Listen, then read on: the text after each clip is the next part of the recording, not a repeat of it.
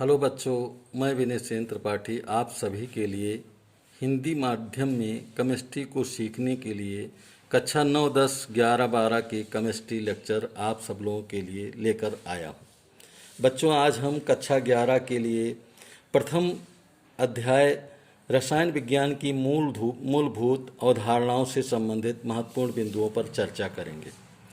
जैसा कि केमिस्ट्री सीखने के लिए सबसे पहले हमें तत्व के बारे में जानकारी रखना जरूरी है। तत्व क्या है? देखिए, तत्व जो होते हैं समान गुणधर्म वाले एक ही प्रकार के परमाणुओं से बने पदार्थ को तत्व कहते हैं। जैसे सोडियम यानी कॉपर, Cu, सिल्वर, Ag। इसके बाद में यौगिक क्या है? भिन्न भिन्न प्रकार के तत्वों के एक निश्चित अनुपात में रासायनिक संयोग द्वारा बने पदार्थ को यौगिक कहते हैं। मिश्रण क्या है? दो या दो से अधिक तत्वों या यौगिकों के किसी भी अनुपात में मिलने से जो पदार्थ प्राप्त होता है उसे मिश्रण कहते हैं। धातु किसे कहते हैं? धातु क्या होता है? वह तत्व जो सुगमता से अपने बाह्य कोश का इलेक्ट्रॉन त्याग कर धन आयन बनाते हैं या अस्थायी इलेक्ट्रॉनिक विन्यास प्राप्त करते हैं, धातु तत्व कहलाते हैं। धातु तत्व बहुत ही क्रियाशील होते हैं, जैसे सोडियम, मैग्नीशियम, कैल्शियम आदि धातु तत्व कहलाते हैं।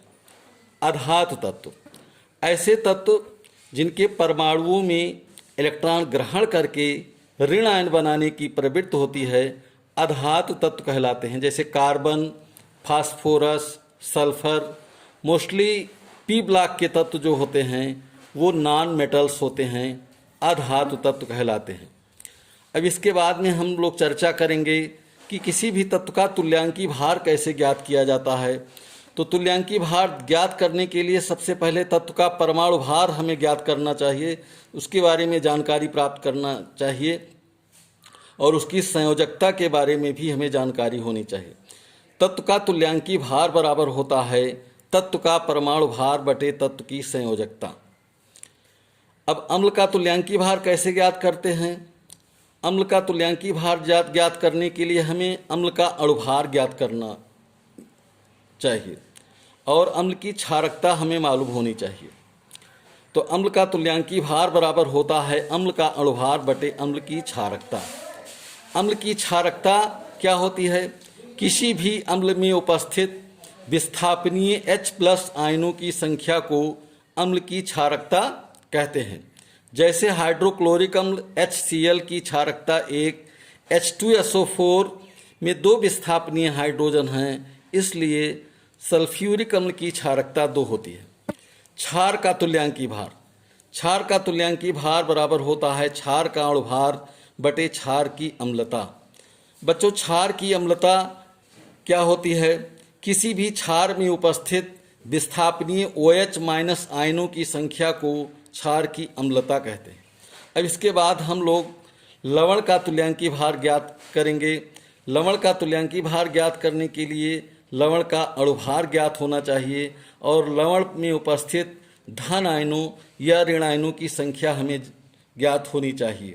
तो लवण का तुल्यांकी भार बराबर लवण का अणुभार बटे लवण में उपस्थित धन आवेशों या ऋण आवेशों की संख्या।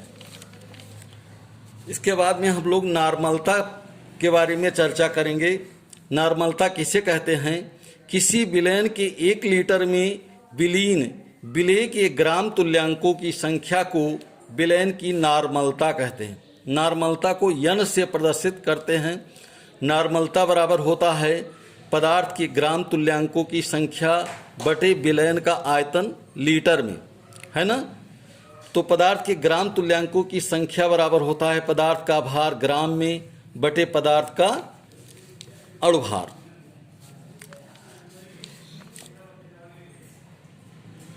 जैसे